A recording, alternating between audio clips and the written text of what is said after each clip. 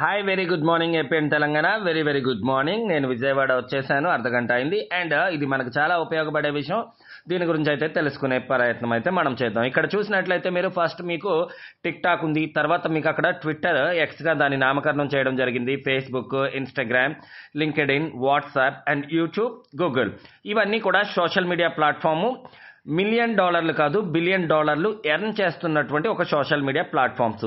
దీంట్లో హిస్టరీని మిస్టరీగా, కథని కథనంగా, ఉన్నటువంటి వివరణని ఎవరు యాక్యురేటెడ్గా ఇస్తున్నారు అనే దాని మీద జరిగినటువంటి ఓటింగ్లో ఎవరికి కూడా 100% ఓటింగ్ అనేది జరగలేదు. వాళ్ళ భిన్న అభిప్రాయాలను అయితే వ్యక్తులు ప్రచురించడం జరిగింది. కొందరేమో ఏం జరుగుతుందో తెలియదు, వాళ్ళు ఏం చెప్తున్నారో తెలియదు, వాళ్ళు ఏం చెప్పినా మేబీ నిజం ఉండొచ్చు, అబద్ధం ఉండొచ్చు అనే అనేక రకాల దృక్పథంతో అయితే ఓటింగ్ చేయడం జరిగింది. ఇలాంటి సందర్భంలో మనకి కావాల్సింది ఏంటి అంటే, సోషల్ మీడియా ప్లాట్ఫామ్ అనేది నో కరప్షన్, ఓన్లీ కరెక్షన్.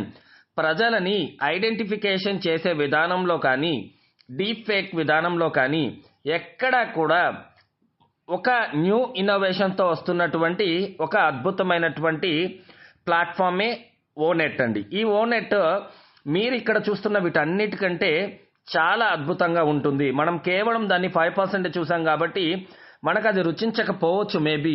పూర్తిగా ఎప్పుడైతే ఓ కనెక్ట్ పబ్లిక్ లాంచ్కి వస్తుందో, ఈ ప్రపంచం ఒక రోజుకి మిలియన్స్ ఆఫ్ పీపుల్ అనేవాళ్ళు ఈ ఓ కనెక్ట్ని అయితే అడాప్ట్ చేసుకుంటారు. నేను చెప్పిన మాటని బాగా గుర్తుపెట్టుకోండి ఏపీ తెలంగాణ.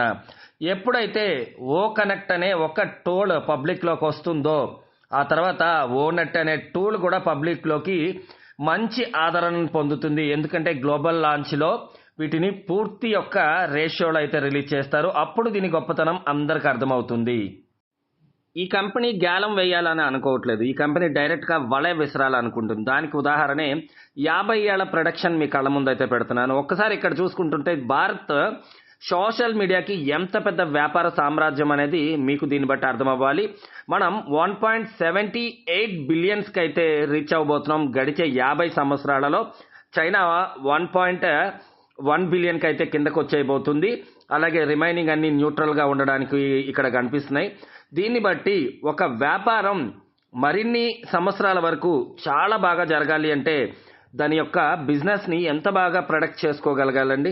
ఈరోజు ఓ నెట్ అనేది మరో 50 ఏళ్ల వరకు కూడా నో కరప్షన్, ఓన్లీ కరెక్షన్ అనే విధానంతో ప్రపంచాన్ని ఆకర్షిస్తుంది. భారత్లో జరుగుతున్నటువంటి అనేక ఫ్రాడ్ ఎలిగేషన్స్కి ఈ ప్లాట్ఫామ్ వచ్చిన తర్వాత ఒక కొత్త విధానాన్ని అయితే ప్రజలు ఆహ్వానిస్తారు.